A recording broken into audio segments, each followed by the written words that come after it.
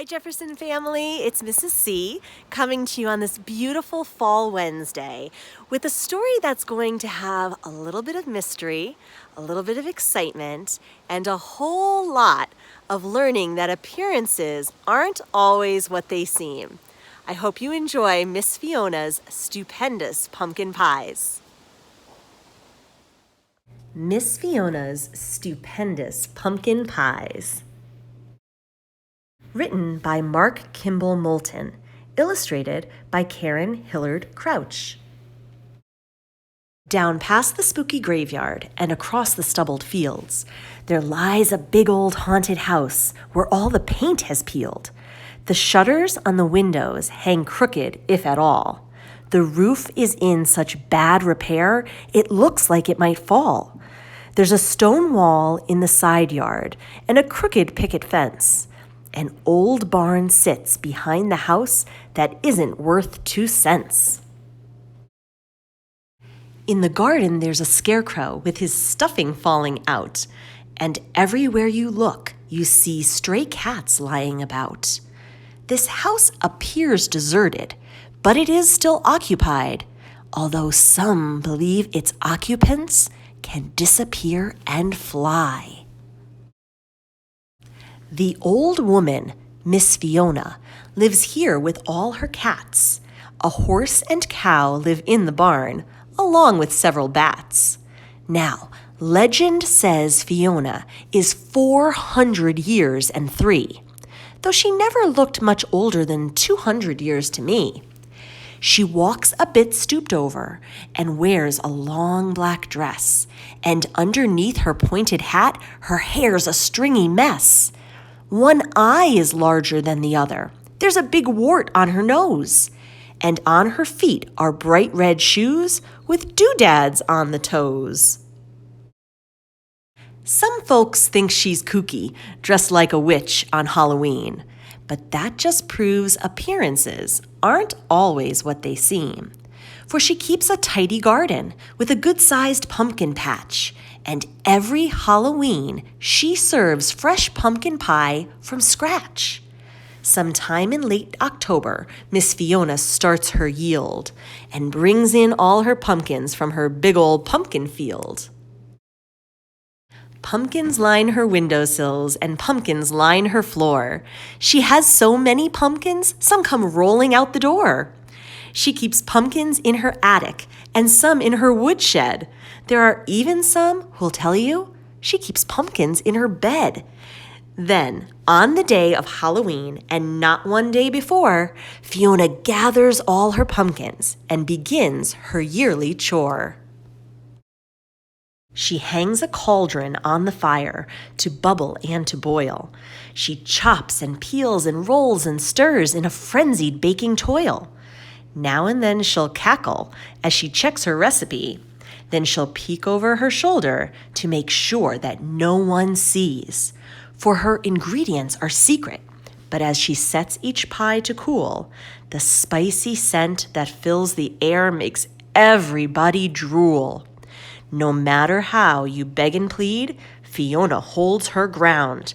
Not one piece of pie is served till midnight rolls around. As angels, spooks, and goblins start to gather in the street, the night is filled with laughter and the cries of "Trick or treat!" Black cats and ballerinas run to each house and in between, wishing every witch and ghost a happy Halloween.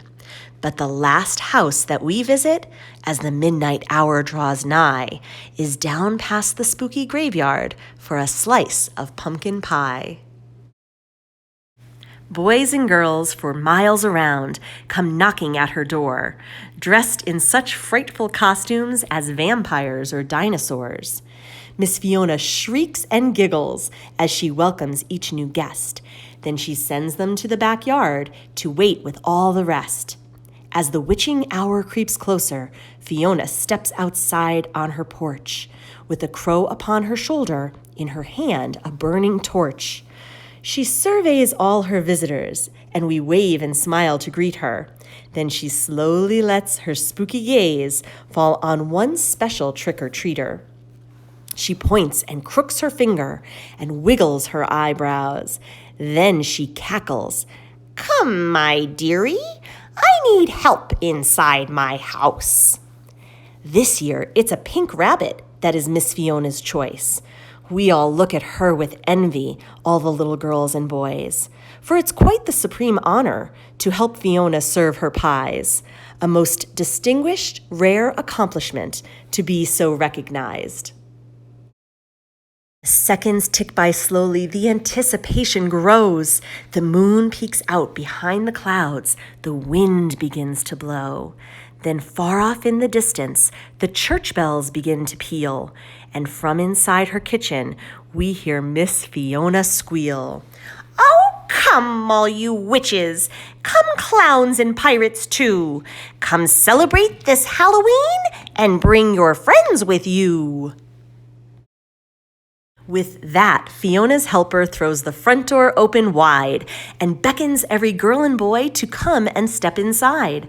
The house is warm and cozy, with carved pumpkins everywhere, though you do have to be careful not to get cobwebs in your hair. Owls hoot in the pantry, cats lie at Fiona's feet.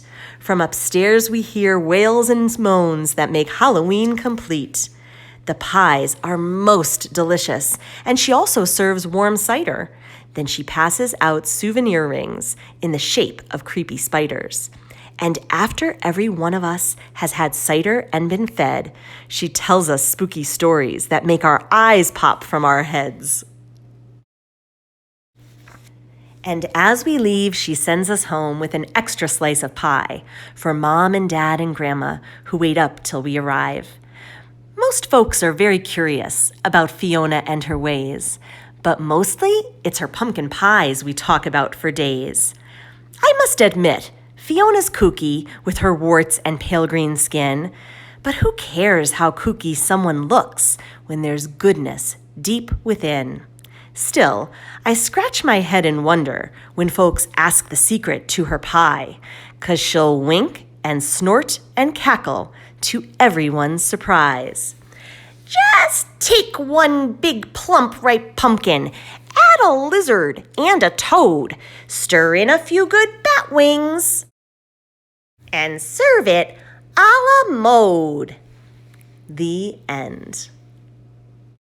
Well, I bet that when you first got your glimpse of Miss Fiona, you thought, yikes, she's a little spooky. But it's wonderful to realize that as we came to know her, she had such a kind heart. Boys and girls, there's always more to a person than what at first appears. And it's really important that we take time to get to know one another. I hope that the rest of the day you keep being kind, be helpful around the house, and I'll see you real soon.